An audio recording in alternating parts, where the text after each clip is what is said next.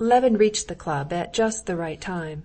Members and visitors were driving up as he arrived. Levin had not been at the club for a very long while, not since he lived in Moscow, when he was leaving the university and going into society. He remembered the club, the external details of its arrangement, but he had completely forgotten the impression it had made on him in old days. But as soon as, driving into the wide semicircular court and getting out of the sledge, he mounted the steps, and the hall porter, adorned with a crossway scarf, noiselessly opened the door for him with a bow. As soon as he saw in the porter's room the cloaks and goloshes of members who thought it less trouble to take them off downstairs, as soon as he heard the mysterious ringing bell that preceded him as he ascended the easy, carpeted staircase, and saw the statue on the landing, and the third porter at the top doors, a familiar figure grown older, in the club livery, opening the door without haste or delay, and scanning the visitors as they passed in, Levin felt the old impression of the club come back in a rush, an impression of repose, comfort, and propriety. "Your hat, please," the porter said to Levin, who forgot the club rule to leave his hat in the porter's room. "Long time since you've been. The prince put your name down yesterday. Prince Stepan Arkadyevitch is not here yet." The porter did not only know Levin, but also all his ties and relationships, and so immediately mentioned his intimate friends. Passing through the outer hall, divided up by screens, and the room partitioned on the right, where a man sits at a fruit buffet, Levin overtook an old man walking slowly in, and entered the dining-room full of noise and people. He walked along the tables, almost all full, and looked at the visitors. He saw people of all sorts, old and young.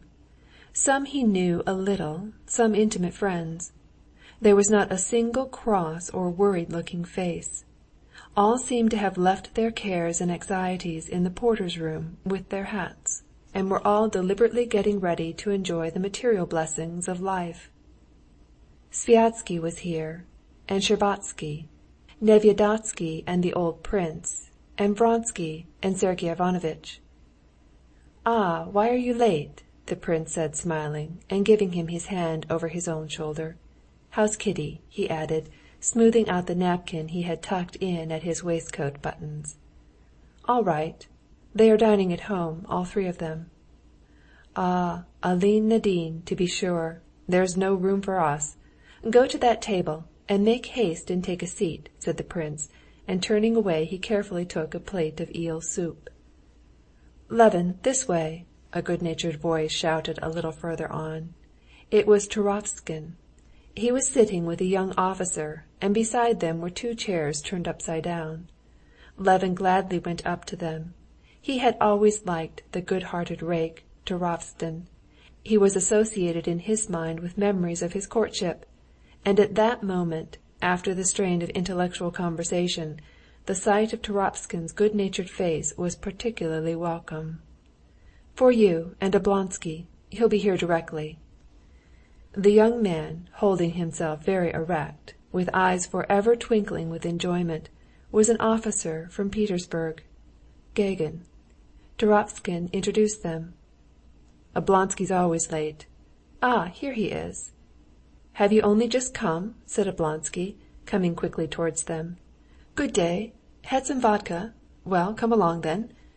Levin got up and went with him to the big table spread with spirits and appetizers of the most various kinds.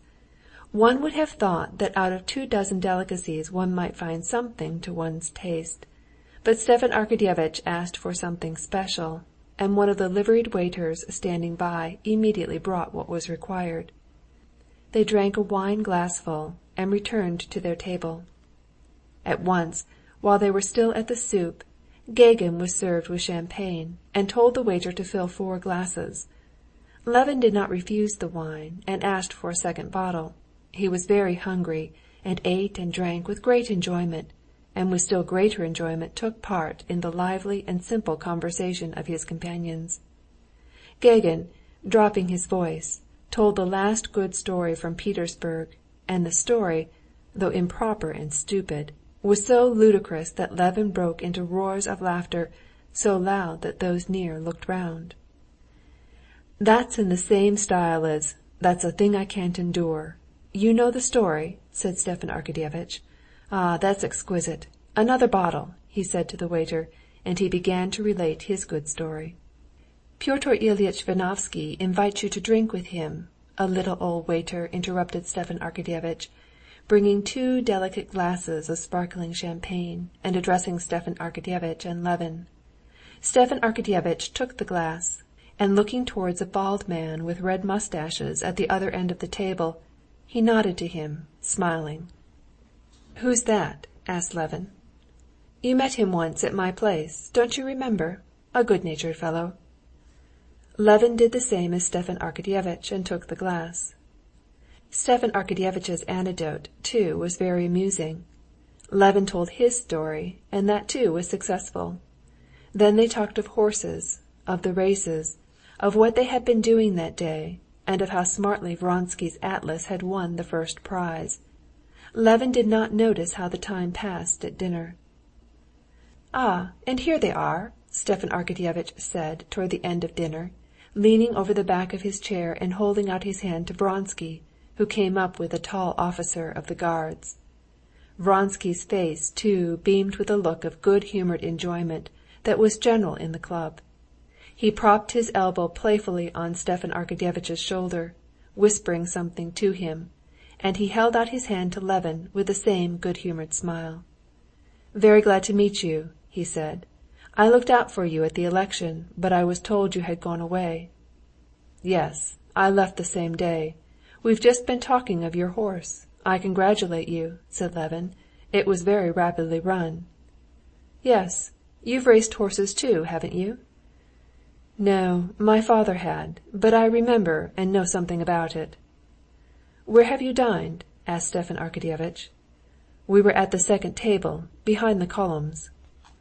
"We've been celebrating his success," said the tall colonel. "It's his second imperial prize. I wish I might have the luck at cards he has with horses. Well, why waste the precious time? I'm going to the infernal regions," added the colonel, and he walked away. "That's Yashvin," Vronsky said in answer to Turovtsin, and he sat down in the vacated seat beside them.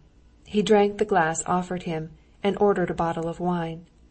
Under the influence of the club atmosphere, or the wine he had drunk, Levin chatted away to Vronsky of the best breeds of cattle, and was very glad not to feel the slightest hostility to this man. He even told him, among other things, that he had heard from his wife that she had met him at Princess Marya Borissovna's. "Ah, Princess Marya Borissovna, she's exquisite," said Stepan Arkadyevitch, and he told an anecdote about her which set them all laughing. Vronsky particularly laughed with such simple-hearted amusement that Levin felt quite reconciled to him. "Well, have we finished?" said Stepan Arkadyevitch, getting up with a smile. "Let us go." Chapter 7